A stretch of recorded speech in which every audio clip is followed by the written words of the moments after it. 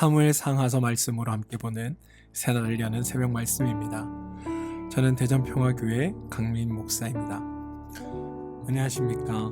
평화교회 강민 목사입니다. 몇 주 동안 말씀이 올라가지 못했습니다. 컴퓨터가 고장이 나고 이걸 수리하고 다시 세팅하는 과정에 있어서 시간이 조금 걸렸습니다.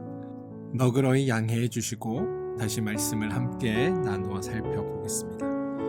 오늘 함께 나눌 말씀은 사무엘상 25장 2절로부터 8절 말씀입니다. 말씀은 2절로부터 8절까지만 읽지만 말씀은 25장 전체입니다.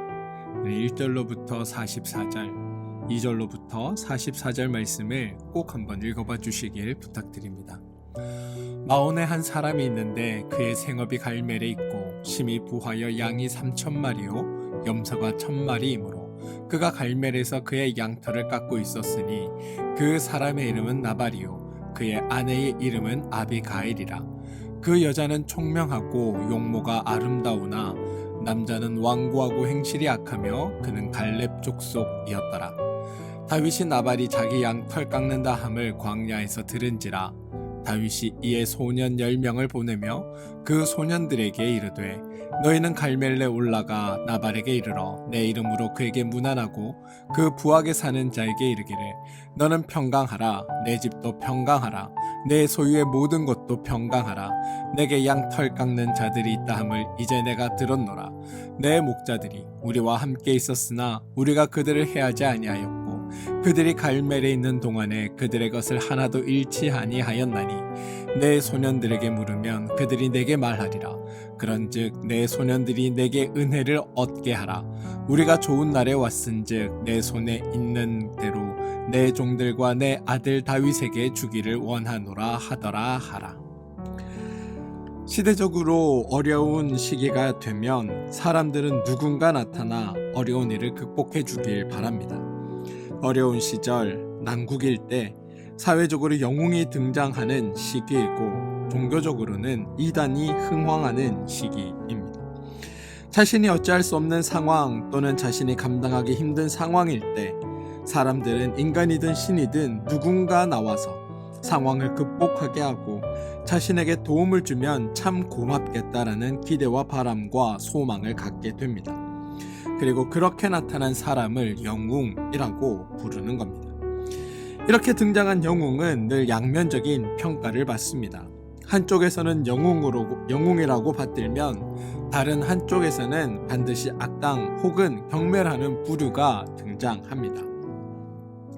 성도들에게 성경의 인물 중에 존경하는 분, 닮고 싶은 분, 배우고 싶은 사람이 있냐고 물으면 많은 분들이 영웅적 행위를 한 사람을 고릅니다.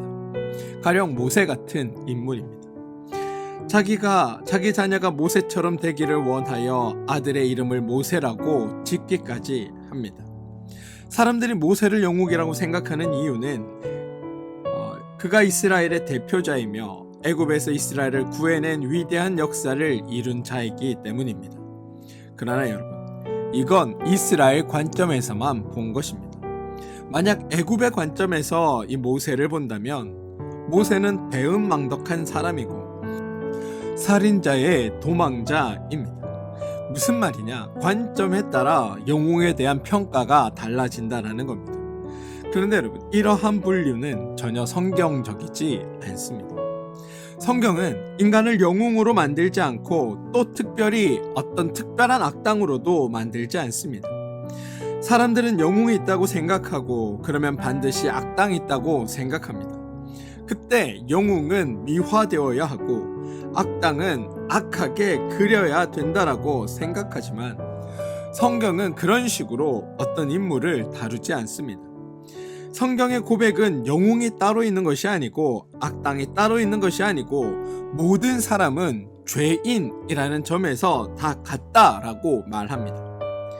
만약에 일반적인 사람과 다른 영웅적인 사람이 있다고 하면 그건 그 사람이 다르기 때문이 아니라 하나님이 그 사람을 도와주셨기 때문이다라고 성경은 말합니다. 결국 성경은 하나님의 도우심, 하나님의 일하심, 하나님의 역사하심을 강조합니다.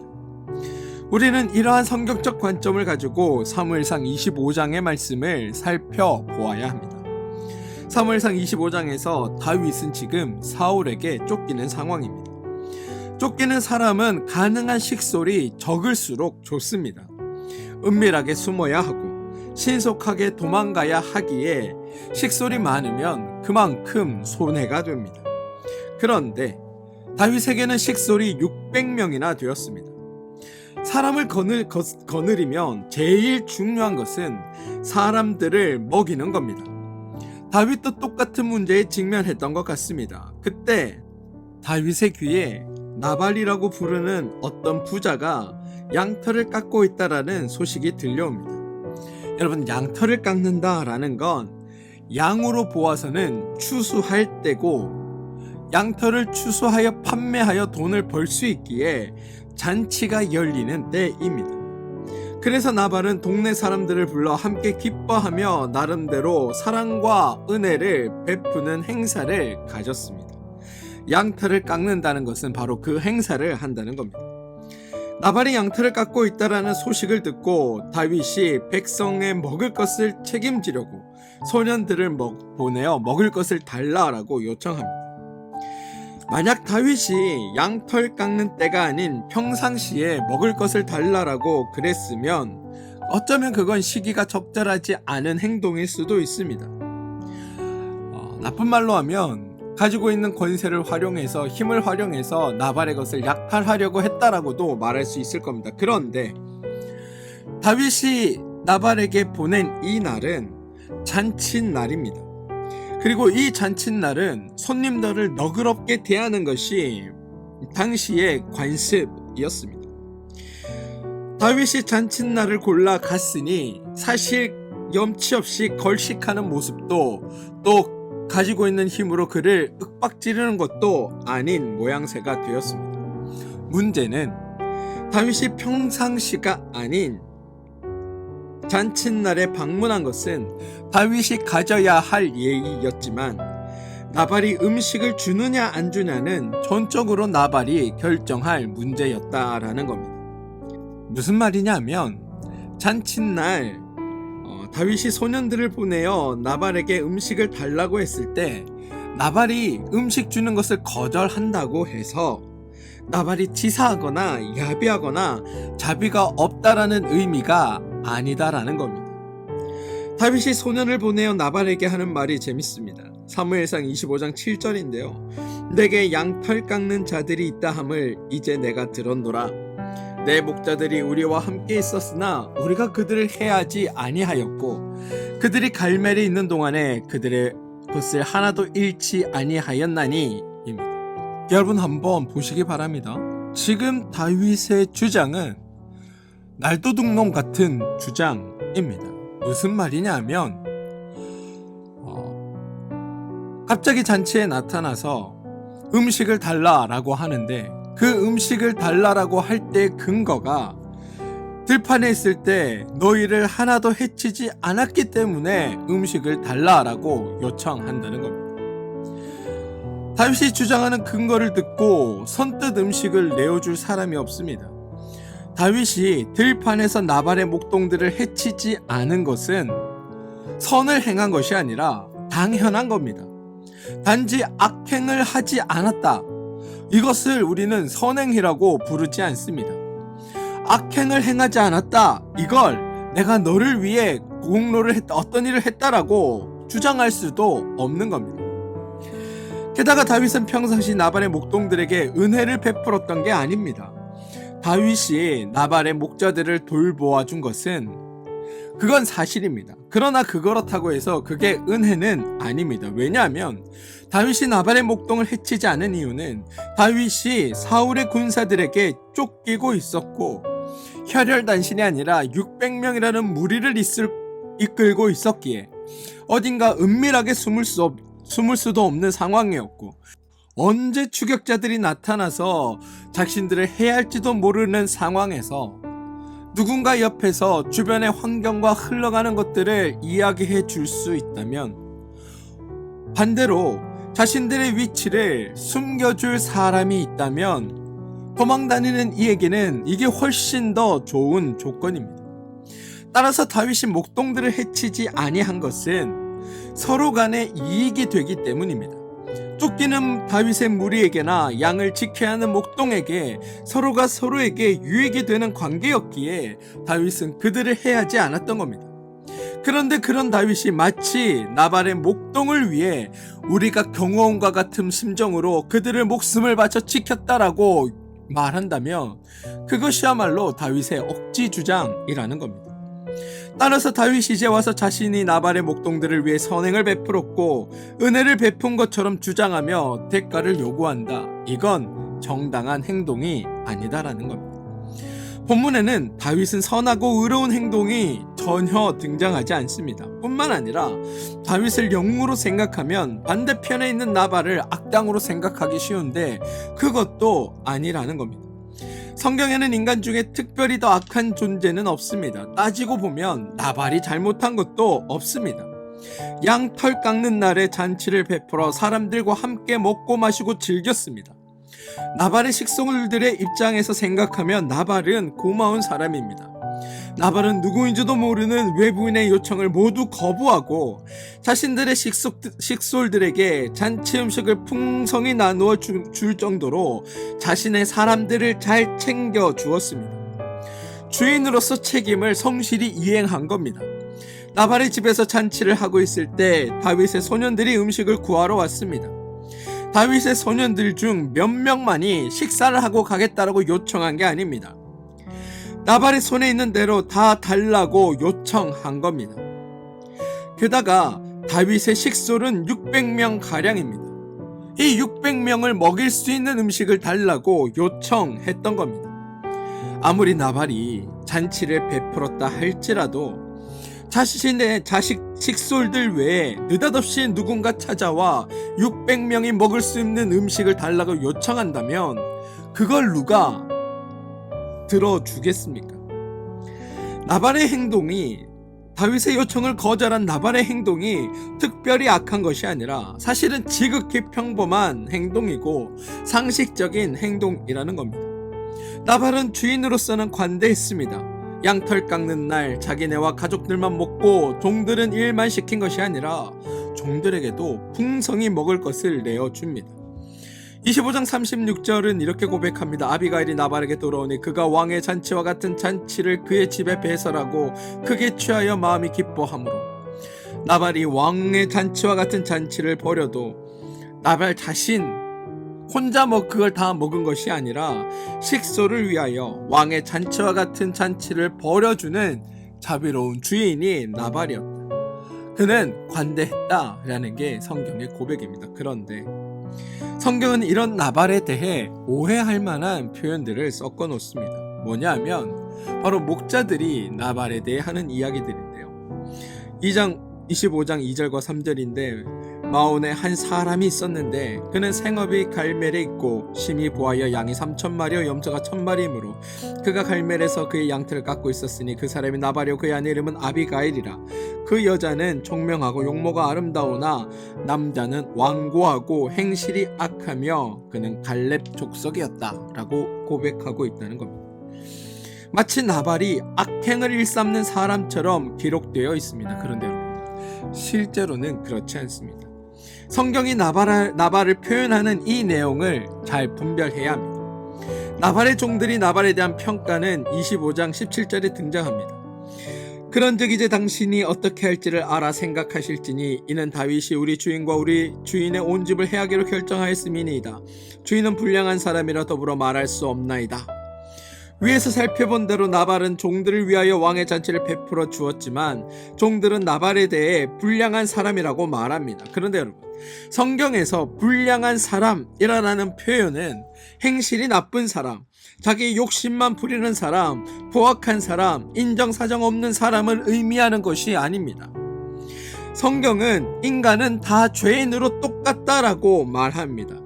그렇기 때문에 어떤 도덕적이나 윤리적인 기준으로 나쁜 사람, 악한 사람, 욕심 많은 사람이라는 표현을 사용하지 않습니다. 성경이 사람에 관하여 표현할 때 기준이 있습니다. 그건 언제나 하나님의 기준에서입니다. 25장 17절 불량한 사람이라는 표현은 행위가 나쁘다는 의미가 아니라 벨리알의 아들들, 다시 말해 사무엘상 2장에 엘리 제사장의 아들들에 대해 사용되었던 표현으로 사용하고 있다는 겁니다. 불량한 사람, 벨리알의 아들은 행위가 악한 사람, 나쁜 사람, 욕심 많은 사람, 강포한 사람, 자비를 베푸지 않는 사람이 아니라 하나님의 뜻, 하나님의 원리, 하나님을 따르지 않는 사람을 그렇게 불렀습니다.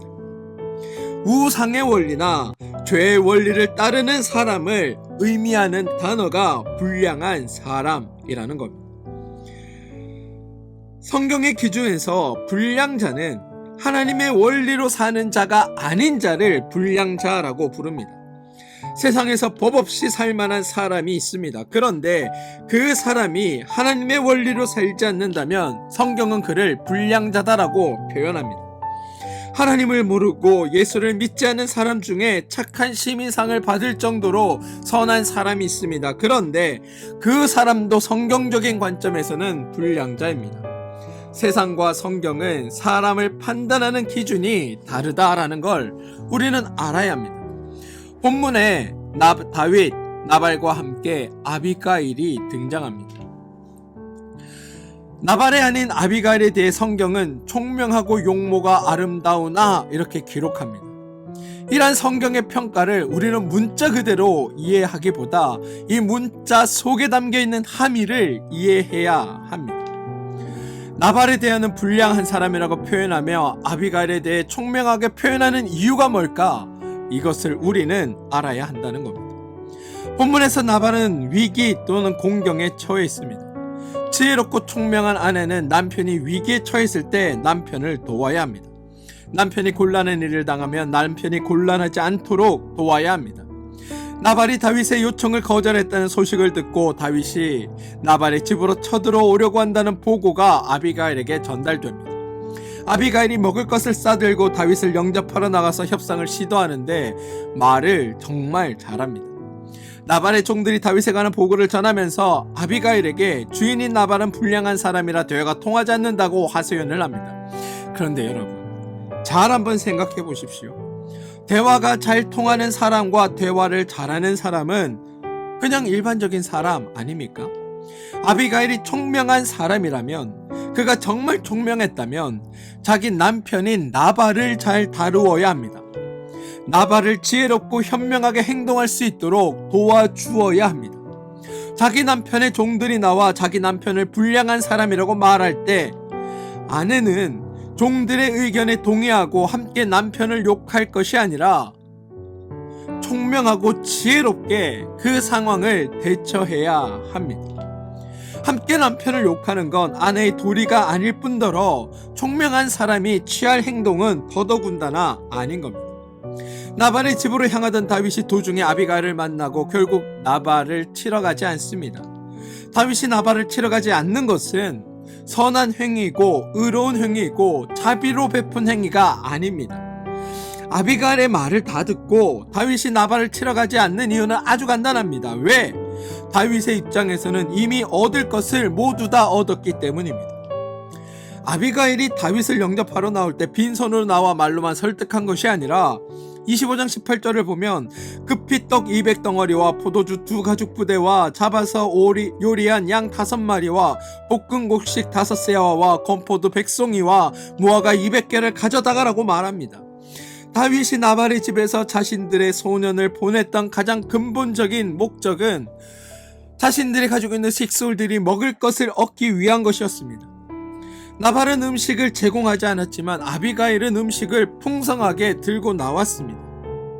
물론 아비가일이 가져온 음식이 다윗의 모든 식솔 600명을 먹이기에 충분했는가 라고 묻는다면 그렇지 않을 수 있습니다. 하지만 나발이 잔치를 베풀 때 다윗의 식솔까지 고려해서 무한하게 음식을 준비한 게 아닙니다. 나발은 당연히 자신과 자신의 식솔들이 먹을 만큼만 음식을 준비했습니다. 따라서 다윗이 나발의 집을 쳐들어간다 할지라도 아비가일이 준비해온 떡 200덩이와 포도주 2가죽부대와 잡아서 요리한 양 5마리와 볶은 곡식 5세와와 건포도 100성이와 무화과 200개보다 더 많은 것을 취할 가능성이 거의 없습니다. 이미 다윗은 아비가일로부터 나발의 집에서 받을 수 있을 만큼의 음식을 모두 제공받은 겁니다.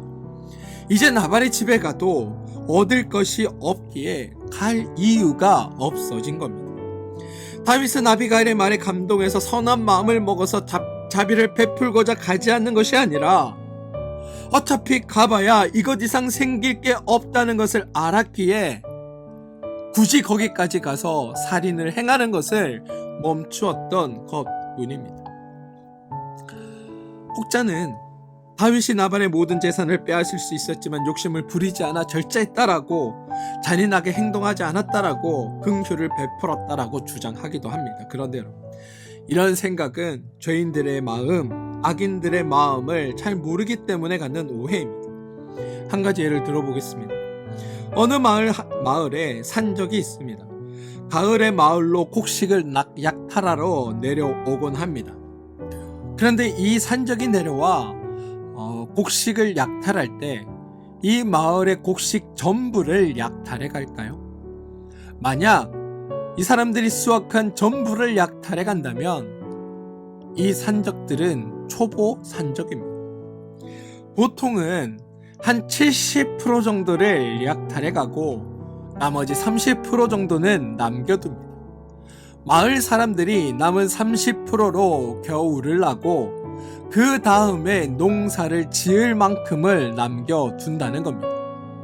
그래야 그 다음 해에도 내려와 약탈해 갈 수 있기 때문입니다. 악당도 경험이 있고 지혜가 있습니다. 다윗도 피난 생활을 하는 도중 나름대로 도망자의 지혜를 터득했고 나름대로 생존 전략을 짠 것에 불과합니다.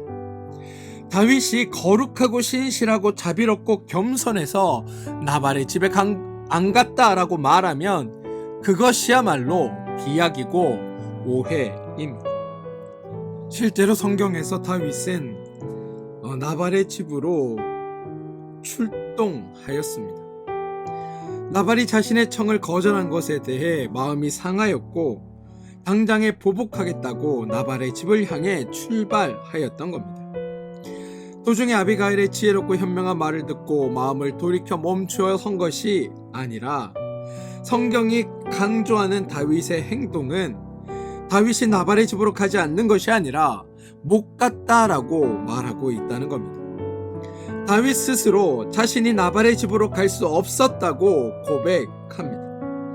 25장 39절인데요. 나발이 죽었다 함을 다윗이 듣고 이르되 나발에게 당한 나의 모욕을 갚아주사 종으로 악한 일을 하지 않게 하신 여호와를 찬송할지로다 라고 말합니다. 다윗은 비록 아비가일을 통해 얻을 것을 다 얻었다 할지라도 자존심이 상했습니다. 모욕을 당했다 여겼습니다. 그래서 죽여버리고자 집을 나섰는데 하나님께서 자신을 막으셨다라는 걸 다윗이 깨닫게 된 것입니다. 다윗이 안 나간 것이 아니라 하나님이 다윗이 나가지 못하도록 막으신 겁니다. 다윗이 악한 일을 행하지 않은 것이 아니라 하나님이 다윗으로 하여금 악을 행하지 못하게 하신 겁니다. 다윗이 신실한 것이 아니라 하나님이 신실한 것입니다. 다윗이 긍휼한 것이 아니라 하나님이 긍휼하신 겁니다. 하나님이 막았기 때문에 다윗이 악을 그칠 수 있을 뿐 다윗의 의지나 결단과 각오로 악을 행하려던 의도를 스스로 멈춘 게 아니라는 겁니다. 나발의 집으로 달려갔던 다윗은 자신의 마음을 알고 있기 때문에 자신의 행동이 자신의 의지가 아니라 하나님의 일하심의 결과라는 것을 알고 있는 겁니다. 하나님이 막지 않으셨다면 다윗은 가서 나발의 식구들을 죽였을 것이고 그러면 다윗은 하나님의 도에 합당하지 않았을 것이기에 다윗의 마음과 계획과 의도를 아시는 하나님께서 다윗을 막아주셨다라는 것, 또한 하나님께서 다윗으로 하여금 악을 행하지 않도록 지켜주시고 보호해 주셨다는 것, 이걸 다윗이 아는 겁니다. 모든 것이 하나님의 은혜라는 걸 깨달았다라는 겁니다. 다윗은 자기가 악을 행하지 않은 것이 아니라 하나님이 막으셨다라는 것을 알기에 자신은 선을 행했다고 교만할 수 없는 겁니다. 다윗이 교만하지 않은 것이 아니라 교만할 수 자체가 없다라는 겁니다. 다윗의 다윗됨은 다윗의 노력이나 다윗의 공로가 아닙니다. 오늘 성경 본문은 하나님이 돕지 않으면 모든 사람이 똑같고 하나님이 도우시면 누구라도 달라질 수 있다라는 걸 우리에게 보여줍니다.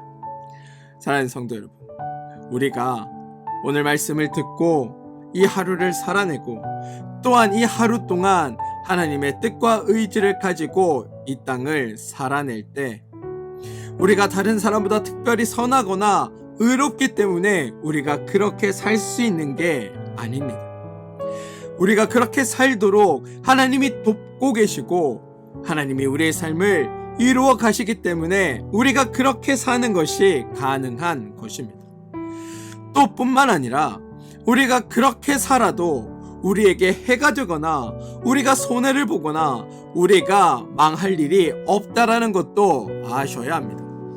때로 우리는 우리 눈앞에 보이는 작은 이익, 우리 눈앞에 보이는 작은 손실 하나 때문에 하나님의 뜻과 하나님의 가르침과는 전혀 다른 것들을 선택하고 따르게 되는 경우들이 있습니다. 그런데 여러분, 그런 어리석음을 범하시면 안 됩니다.